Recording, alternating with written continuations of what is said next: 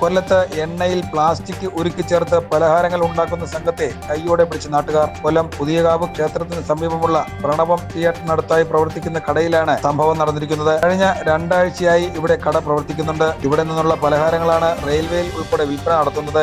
എണ്ണയിലേക്ക് പ്ലാസ്റ്റിക് ഉരുക്കി ഒഴിക്കുന്നത് കണ്ട് നാട്ടുകാരാണ് ദൃശ്യങ്ങൾ പകർത്തിയത്. അന്യസംസ്ഥാന തൊഴിലാളികളാണ് ഇത് ചെയ്തത്. ദൃശ്യങ്ങൾ പുറത്തു വന്നതോടെ കോർപ്പറേഷൻ ആരോഗ്യ വിഭാഗം ഉദ്യോഗസ്ഥർ ഇവിടെ എത്തി പരിശോധന നടത്തി. പരിശോധനയിൽ ഉരുകിയ പ്ലാസ്റ്റിക് കവറുകളും എണ്ണയും അടക്കം കണ്ടെടുത്തു.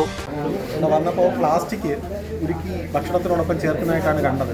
എണ്ണയ്ക്കകത്ത് സർക്കാരിൻ്റെ കർശന വ്യവസ്ഥയുള്ളതാണ്. ലൈസൻസ് എടുക്കുന്നതിന് മുമ്പ് കോർപ്പറേഷൻ അറിയിക്കണം. പ്രത്യേകിച്ചും ആളുകളുടെ ജീവനും സ്വത്തിനുമൊക്കെ ഭീഷണി ഉണ്ടാകുന്ന തരത്തിലുള്ള ഏതൊരു വ്യാപാരം, ഭീഷണി ഉണ്ടാകുന്ന തരത്തിലുള്ള വ്യാപാരം എന്നുള്ളതല്ല, ജീവന് അത്രത്തോളം വില കൽപ്പിച്ചുകൊണ്ടാണ് ആ ഉത്തരവ് ഇറക്കിയിരിക്കുന്നത്. കാരണം ഹോട്ടലുകളൊക്കെ തുടങ്ങുമ്പോൾ നമ്മൾ ഈസ് ഓഫ് ഡൂയിങ് ബിസിനസിൻ്റെ ഭാഗമായിട്ട് മറ്റ് സംരംഭങ്ങൾ, സർക്കാരിൻ്റെ നയത്തിൻ്റെ ഭാഗമായിട്ട് മറ്റ് സംരംഭങ്ങൾ നമ്മൾ ഒരുപാട് ഇളവ് ഗവൺമെൻറ് സർക്കാർ കൊടുത്തിട്ടുണ്ടെങ്കിൽ ഇതിൻ്റെ കാര്യത്തിൽ പ്രത്യേകം ഒരു സീരിയസ് ആയിട്ട് നമ്മൾ നിരീക്ഷിക്കണമെന്നുള്ളത് സർക്കാരിൻ്റെ ഒരു പോളിസിയുടെ ഭാഗം. അപ്പോൾ അങ്ങനെ നമ്മൾ ശ്രദ്ധിച്ചിട്ടുണ്ട്.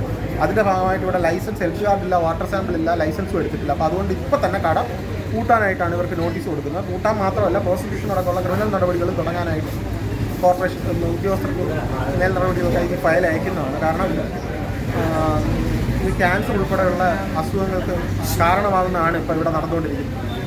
ഒരിക്കലും എണ്ണയ്ക്കകത്ത് നമ്മൾ മനുഷ്യരല്ലാതെ ഏതെങ്കിലും ജീവികൾ ലോകത്ത് ഭക്ഷണത്തിനോടൊപ്പം വിഷം ചേർത്ത് കഴിച്ചു. അപ്പോൾ ആ ഒരു നടപടി ഇവിടെ ഉണ്ടായിരിക്കും.